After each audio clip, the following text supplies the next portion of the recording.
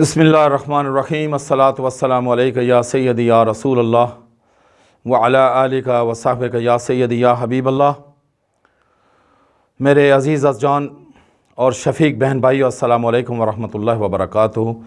حضرت سیدنا امام علی مقام علیہ السلام کے شہادت کے سلسلے میں احمد جہانگیر حنفی دیسی ڈنڈا کے ساتھ ایک مرتبہ پھر، اور چونکہ آج ہماری سلسلے میں آخری نشست ہے، شاید اس کے بعد بھی ہم ذکر حسین کو اپنی زندگی کے حصے کے طور پر ہم اس سلسلے کو جاری رکھیں، لیکن خصوصی طور پر محرم الحرام کی اور یوم عاشور کی یہ اس سلسلے میں آخری نشست ہے۔ اور میں ابھی یہ سوچ رہا تھا کہ شہادت حسین پر میں کن الفاظ کا چناؤ کروں، میں شہادت حسین پر کس زاویے سے روشنی ڈالوں، کون سا پہلو شہادت حسین کا لے کر میں اسے اپنی گفتگو کا عنوان بنواؤں۔ یہ میرے لیے ایک بڑی ہی ناممکن سی بات ہے۔ شہادت حسین اور سلسلہ شہادت حسین ایک اتنی طویل داستان کا نام ہے جو صدیوں پر محیط ہے، اور میرے طرح کے انسان کے لیے اس پر کسی قسم کی گفتگو کرنا ایک دریا، ایک بہتے ہوئے دریا یا ایک معجزن سمندر کے سامنے اپنے مٹھی بھر پانی کا مقابلہ کرنا ہے، اس کے برابر ہے۔ تو اس سلسلے میں تھوڑی سی گفتگو کرنا اپنے لیے بہت بڑی سعادت سمجھتا ہوں۔ میرے عزیز جان برادران اسلام، شہادت حسین ایک دکھ کا نام ہے، شہادت حسین ایک سانے کا نام ہے، اور شہادت حسین گو کہ ہمارا دل جب ہم بہت باتیں کرتے ہیں، لیکن جب یہ ذکر ہوتا ہے تو ہمارا پھر جو صبر ہے وہ پیمانہ لبریز ہو جاتا ہے، آنسو خود بخود آنکھوں سے رواں دواں ہو جاتے ہیں۔ کوئی پتھر دل ہوگا جو ذکر حسین پر اور شہادت حسین پر اپنے آنسو نہ بہائے۔ یہ وہ بات ہے جس پر نبی نے بھی آنسو بہائے، سیدہ فاطمہ زہرا نے بھی آنسو بہائے، اور حضرت امام علی مقام نے بھی آنسو بہائے۔ لیکن مختصر بات یہ ہے کہ اس ذکر کو صرف سوگ تک اور تعزیت تک محدود نہ رکھا جائے۔ یہ شہادت حسین کا اور یہ درس شبیری کا اس سے کوئی تعلق نہیں تھا۔ شبیر کا جو پیغام ہے وہ حق اور باطل کی ایک لامتناہی جنگ کا نام ہے۔ جب بھی کبھی باطل سر اٹھائے تو اس کے سامنے شبیر کا سبق لے کر، درس لے کر کھڑے ہو جاؤ۔ یہی شہادت حسین کا اصل مقصد ہے۔ لیکن حضرت جناب امیر معاویہ جب اپنے نظام حکومت کو دمشق لے جاتے ہیں، حضرت علی رضی اللہ تعالی شہید ہو جاتے ہیں، حضرت امام حسن خلافت کے منصب پر فائز ہو جاتے ہیں، اور سازش کے تحت حضرت امام علی مقام جناب امام حسن ان کو زہر دے کر ان کی زندگی کا خاتمہ کر دیا جاتا ہے۔ حضرت حسین اپنے بھائی سے پوچھتے ہیں، بھائی جان اپنے قاتل کا نام بتائیے۔ ان سے زیادہ بڑے نہیں تھے، لیکن 2 سال کا فرق تھا۔ آپ نے عرض کی، بھائی جان اپنے قاتل کا نام بتائیے۔ امام حسن سب کو جاننے کے باوجود اپنے بھائی کو کہتے ہیں، حسین نہیں، میں اپنے نانا کے امت میں کسی فساد کا خان نہیں ہوں، جانے دیں، یہ فیصلے قیامت کے دن ہوں گے۔ تو یوں حضرت امام حسن صرف 6 ماہ یا 9 ماہ کی خلافت کر پاتے ہیں کہ آپ زہر سے شہید ہو جاتے ہیں۔ اور یہ جو حضرت امام حسن اور حضرت معاویہ کے درمیان جو معاہدہ ہوا وہ کوئی ڈکی چھپی بات نہیں ہے، تاریخ کے سینے میں محفوظ ہے۔ وہ کانٹریکٹ، وہ معاہدہ کیا تھا کہ حضرت امیر معاویہ کی موت کے بعد خلافت خانوادہ رسول میں آئے گی، مگر ایسا کچھ نہیں ہو سکا۔ امیر معاویہ نے خلافت، حضرت امیر معاویہ نے خلافت یزید کو سونپ دی، اور یزید بد کردار تھا۔ یزید ایک فاسق کا نام ہے، ایک فسق و فجور کے استارے کا نام یزید ہے، جس نے حسین کو اپنی بیعت کے لیے مجبور کیا، مگر حسین نے خالصتاً اس کی رگوں میں حضرت علی کا لہو تھا، اس کی رگوں میں سیدہ فاطمہ کا دودھ تھا، آپ نے انکار کر دیا۔ تاریخ یہ کہتی ہے کہ آپ وہاں سے جب انکار ہو گیا اور مدینے کی فضا اور مدینے کے حالات بہت خراب ہو گئے، اور دوسری طرف کوفیوں نے جو کچھ بھی کیا، آپ اپنے خانوادے کو مختصر سے قافلے کی صورت میں چل پڑے۔ کیا حسین جانتے نہیں تھے؟ کیا ان کے پاس تیر و تفنگ تھا؟ وہ جانتے تھے کہ میں جس سفر کا رائی ہوں اس کا انجام صرف اور صرف شہادت ہے، ورنہ اگر آپ وہ اعلان کرتے تو مدینہ سے بہت بڑی فوج لے کے جا سکتے تھے، مگر ایسا کچھ نہیں ہوا۔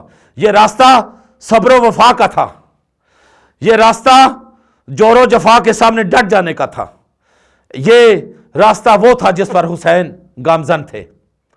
اور آپ مکہ المکرمہ سے ہوتے ہوئے اپنے مختصر سے قافلے کے ساتھ کچھ بچے وہاں چھوڑ دیے، اور کچھ معصوم بچوں کے ساتھ آپ سفر کی منزلیں طے کرتے ہوئے کربلا تک آ گئے۔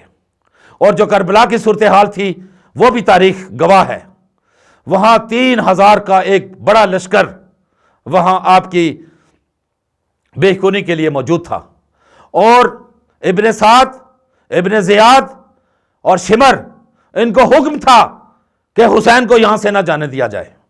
اگر حسین کوئی مصلحت پہ آتا بھی ہے تو اسے اس کربلا کی جگہ سے سرا سے جانے نہ دیے جائیں۔ ہمیں وہ فیصلہ کر چکے تھے، انہیں معلوم تھا کہ اگر حسین کسی صورت مدینہ کو لوٹ جاتے ہیں تو پھر یزید کا حکمران رہنا بہت بعید از قیاس تھا۔ حسین کو وہاں بلایا گیا، کوفیوں کی بے وفائی اور حضرت جناب مسلم آپ کی شہادت، یہ مسلم بن عقیل سب تاریخ کا حصہ ہیں۔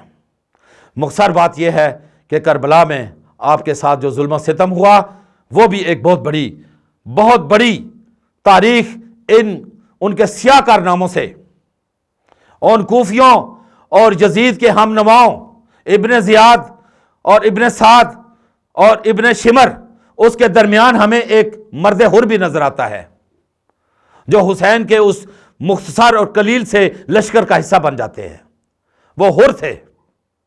حسین نے کہا کہ میرے ساتھیوں، اگر آپ چاہیں تو رات کے اندھیرے میں آپ چلے جائیں، یہ خونی صرف میرا خون کے پیاسے ہے۔ آپ نے اسی سلسلے کو مد نظر رکھتے ہوئے آپ نے چراغ بجھا دیا، لیکن جب چراغ روشن کیا تو وہ حسین کے جانسار اور باوفا اسی جگہ موجود تھے۔ تو پھر کارزار کربلا ہمیں دیکھنے کو ملتا ہے، پھر گردنیں کٹیں اور جسموں کی تحقیر کی گئی، روندا گیا، اور 10 محرم کو جناب امام علی مقام کو بھی شہید کر دیا گیا۔ پھر یہ قافلہ لٹا ہوا اور مجبور جاتے، کچھ لوگ بد نصیب بدبخت لوگ یزید کو مقام صحابیت پر رکھنے کی کوشش کرتے ہیں، اور یہ بہت بڑی توہین ہے اصحابہ کرام کی۔ یزید کسی صورت بھی درجہ صحابیت پر فائز ہونے کے قابل نہ تھا اور نہ ہے۔ اس کے والد واجب الاحترام ہیں، وہ صحابی رسول ہیں، ان کی عزت ہمارا فرض ہے، لیکن جو انہوں نے سیاسی طور پر جناب معاویہ نے کیا، اس کا فیصلہ روز محشر کو ہوگا، روز قیامت کو ہوگا۔ اگر انہوں نے جو معاہدے کی خلاف ورزی کی، اس کا فیصلہ رسول اللہ کے دربار میں ہوگا۔ اس پر ہم اتنی زیادہ گفتگو نہیں کرنا چاہتے۔ گفتگو کا مقصد یہ ہے کہ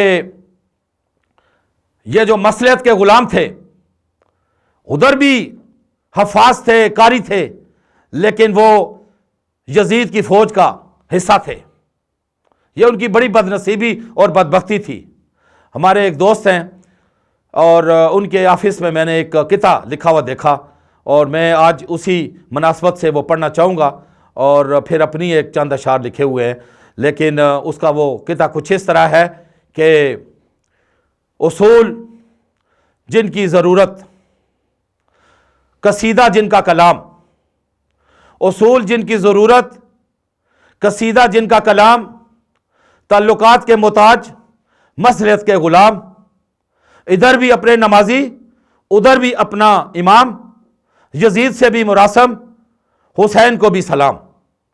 ادھر بھی اذان دی جاتی تھی، ادھر بھی امامت کرائی جاتی تھی، ادھر بھی حسین کی امامت میں نمازیں پڑھی جاتی تھیں، قرآن پڑھا جاتا تھا، لیکن حسین تیری عظمت کو سلام، حسین تیری شہادت کو سلام، آپ نے اسلام کو زندہ کر دیا، آپ نے اسلام کو پائندہ کر دیا۔ قیامت تک کوئی فاسق، کوئی فاجر، کوئی مفسد اسلام اور دین محمدی کے بارے میں کسی قسم کی بد اخلاقی اور بد زبانی نہیں کر سکے گا، کیونکہ یہی سکول آف تھاٹ ہے، یہی نظام حسین ہے، یہی نظریہ حسین ہے، اور یہی حسین کی شہادت کا مقصد ہے۔ تو میں اپنی تمام تر لبریز آنسوؤں سے لبریز آنکھوں کے ساتھ اور اپنے بجھے ہوئے دل کے ساتھ اپنے لکھے ہوئے چند اشعار پیش کرتا ہوں، اور اسی کے ساتھ ہی اس مجلس کا اختتام ہوتا ہے۔ اور کچھ اشعار اس طرح ہیں کہ حسین حسین میرا حسین بڑا حسین ہے، وہ گل بدن گل بدین وہ گل نشین ہے، آمنہ کے لال کا وہ بنت رسول کا، وہ آمنہ کے لال کا وہ بنت رسول کا، جگر گوشہ علی ہے، نور نظر ہے، سراپائے تسکین ہے۔